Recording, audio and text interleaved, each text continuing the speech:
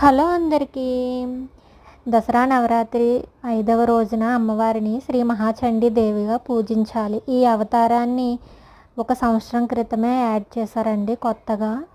అలాగే అమ్మవారికి ప్రసాదం చలిమిడి, పానకం, వడపప్పు ప్రసాదంగా నివేదించాలి. అలాగే 5వ రోజున పసుపు లేదా గోల్డెన్ కలర్ చీరని కట్టుకుంటే మంచిది. అలాగే మనం ఎవరికైనా దానం ఇవ్వాలి అనుకుంటే స్వయం పాకం దానం ఇస్తే చాలా మంచిది.